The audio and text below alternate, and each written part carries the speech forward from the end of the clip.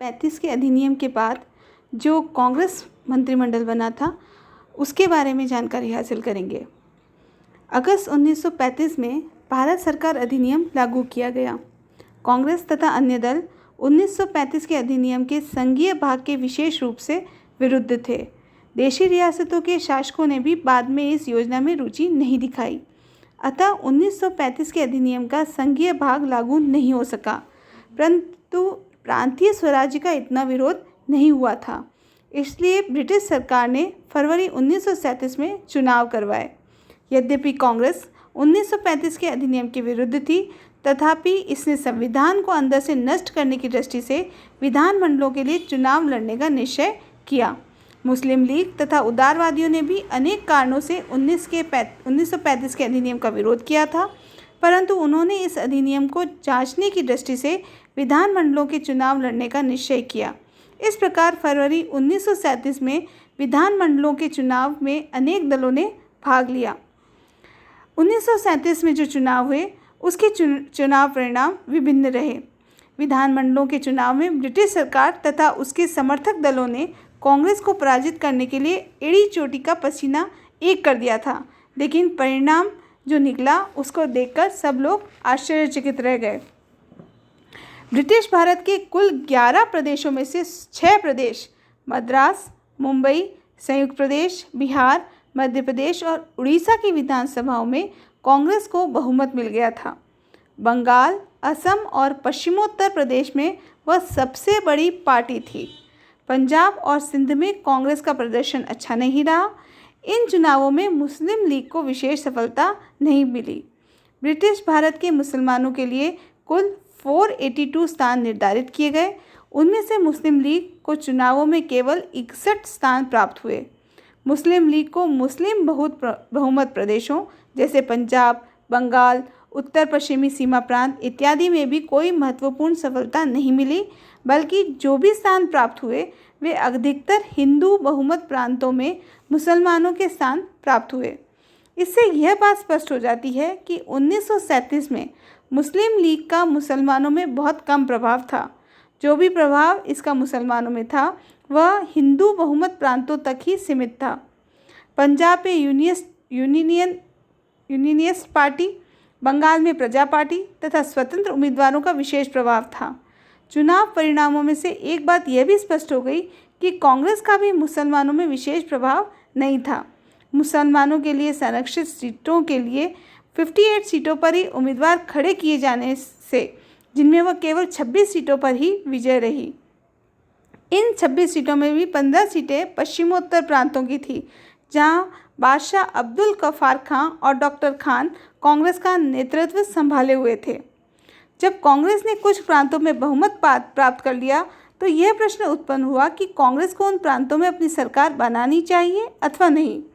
कांग्रेस के अंदर दक्षिणपंथी जो सरकार बनाने की वकालत बहुत पहले से कर रहे थे, किंतु सरकार बनाने के विरुद्ध उस समय जनमत इतना प्रबल था कि इन दक्षिणपंथियों ने सतर्कता के साथ कदम उठाना ही उचित समझा।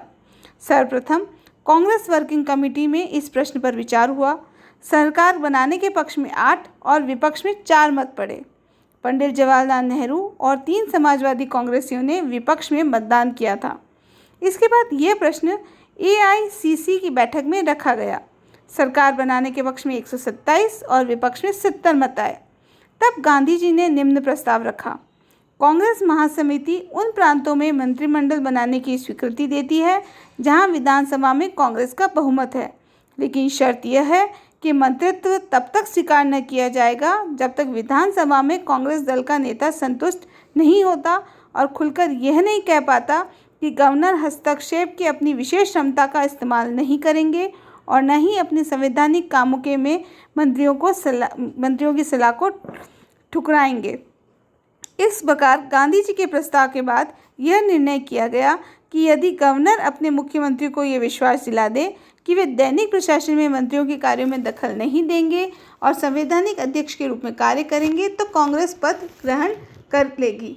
पहले तो ब्रिटिश शासन इसके लिए तैयार नहीं हुआ और 3 महीने तक कांग्रेस सरकार नहीं बना पाई। इसके बाद कुछ बदलाव हुए और कांग्रेस को सरकार बनाने का मौका प्राप्त हुआ। बंगाल में फजलुल हक के नेतृत्व में प्रजा कृषक समिति, मुस्लिम लीग और कुछ अन्य गुटों ने संयुक्त सरकार बनाई। पंजाब में यूनियनिस्ट पार्टी के नेता सिकंदर हयात के नेतृत्व में सरकार बनी।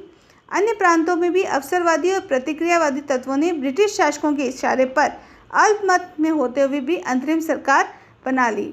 ब्रिटिश शासकों का यह तरीका बहुत ही असंवैधानिक था और सबने इसकी बहुत ही आलोचना की।